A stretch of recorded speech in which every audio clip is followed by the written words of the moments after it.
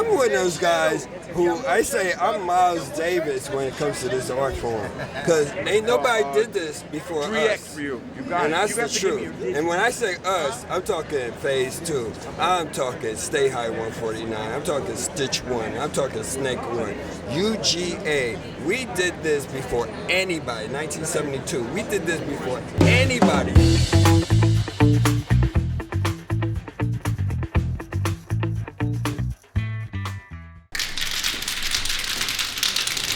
It's to write Bama 1 and AMRL, Admiral. Admiral is my last name with every other letter taken out. Bama 1 is a name I got from a village poet named Bama, the village poet. It was a gradual progression from writing on desks to writing on walls to writing on outside walls to writing on handball courts to writing on buses to writing on trains. I never hit the 6 line because my father worked that line, and I stayed away from that. But the 5s, the 4s, the 2s, the 3s, I ate those up.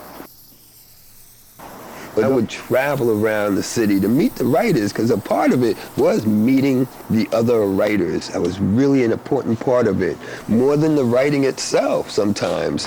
The fun of meeting people. I've met some friends that I have to this day, lifelong friends, through writing on trains and traveling.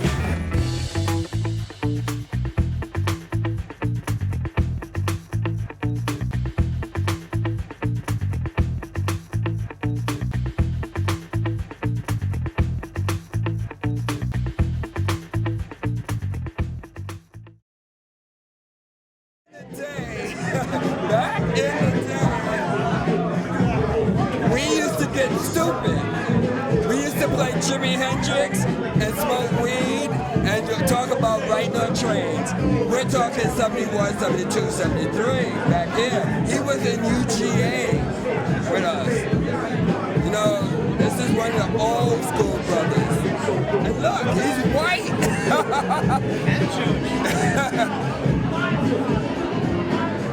My boy, man. We go back to 1971. 1971, we've been writing together. Look at us now. So, what started you writing? It was in school. I had to practice the alphabet. A, B, C, D, E, F, G. And then I wanted to make the letters bigger, so I took them on the train. How did a white guy from Brooklyn get into graph? By running away from mafia white guys. It was just like what was going on. It was beautiful. I was an artist. I went to art and design high school. That's where a lot of it originated from. And it was never done before. I wanted to be a part of it. And I met him, and I've been doing it ever since. I gotta bring in another person here. I want her to tell her little story, and I'm going to talk about you. Who are you, and what did you do? My name is Martha Cooper. I'm a photographer. And with Henry Chalfant, we published Subway Art. And Subway Art went all over the world. And introduced a lot of people to graffiti that had never seen it before.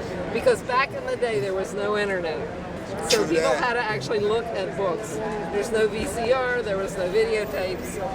There were like Super 8 films, but people didn't have projectors. So a book was a perfect way to stop the trains, to look at the trains, to see the styles. And so people were introduced to graffiti that way, through books. And with that, I say this.